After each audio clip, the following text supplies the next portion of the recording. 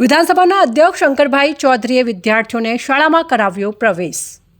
વિધાનસભાના અધ્યક્ષ શંકરભાઈ ચૌધરીએ બનાસકાંઠાના સીમાવર્તી વિસ્તાર થરાદ તાલુકાના બેવટા, દીપડા અને મોટા મેસરા ખાતેથી વિદ્યાર્થીઓને શાળામાં પ્રવેશ અપાવ્યો હતો। અધ્યક્ષ શંકરભાઈ ચૌધરીએ બાળકોને શૈક્ષણિક કીટ આપી કુમકુમ તિલક સાથે આવકાર્યા હતા। આ કાર્યક્રમની શરૂઆત દીપ પ્રાગટ્ય અને પ્રાર્થના થકી કરાઈ હતી। રાજ્યમાં શાળાએ જવાપાત્ર બાળકોનું 100% નામાંકન અને કન્યા કેળવણીને પ્રોત્સાહન આપવાની ગુજરાતની અભિનવ પહેલ શાળા પ્રવેશોત્સવ કન્યા કેળવણી મહોત્સવની આ 23મી કડીનો આજથી પ્રારંભ થયો છે।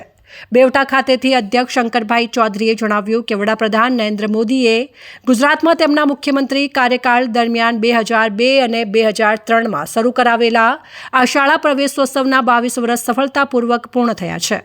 નરેન્દ્રભાઈ મોદીના શિક્ષણ માટેના અભિગમથી રાજ્યમાં શાળા પ્રવેશોત્સવ શરૂ થયો અને આ શાળા પ્રવેશોત્સવથી છેવાડાના ગામડાઓથી લઈને શહેરો સુધી શિક્ષણ ક્ષેત્રે અમૂલ્ય પરિવર્તન આવ્યું છે। રાજ્યના મંત્રીઓ અને અધિકારીઓ છેવાડાના ગામડામાં પહોંચીને બાળકોને શાળામાં પ્રવેશ કરાવે છે, જેના પરિણામે ડ્રોપ આઉટ રેશિયો સતત ઘટતો ગયો છે।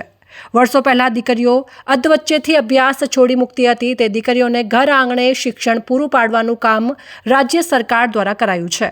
આ શાળા પ્રવેશોત્સવમાં થરાદ પ્રાંત અધિકારી તુષાર જાની, શાળાના આચાર્યો, શિક્ષકગણ, સરપંચો સહિત વિવિધ વિભાગના અધિકારીઓ, કર્મચારીઓ અને બહોળી સંખ્યામાં વાલીઓ તથા વિદ્યાર્થીઓ ઉપસ્થિત રહ્યા હતા।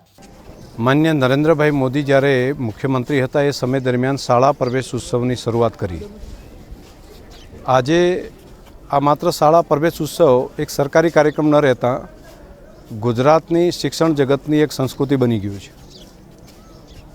અને દર વર્ષે પ્રજાજનોની સહભાગિતા એ મોટા પ્રમાણમાં થઈ રહી છે।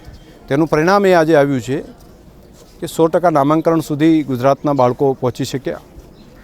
ડ્રોપ આઉટ રેટ પણ જે વચ્ચેથી ઉઠી જવાની જે વધારે હતી સંખ્યા એ પણ ખૂબ મોટો સુધાર તેની અંદર આવ્યો અને હવે ક્વોલિટી એજ્યુકેશનની અંદર પણ ગુણોત્સવના માધ્યમથી હું અહીંયા બોર્ડરના ગામમાં આવ્યો છું, સીમાવર્તી ક્ષેત્ર છે, ત્યાં પણ પ્રજાની અંદર જાગૃતતા એટલા મોટા પ્રમાણમાં છે। શિક્ષકોની ક્વોલિટી અને ખાસ કરીને બાળકોનો ઉત્સાહ આ આવનારું સારું ભવિષ્ય એ બિલકુલ દર્શાવે છે।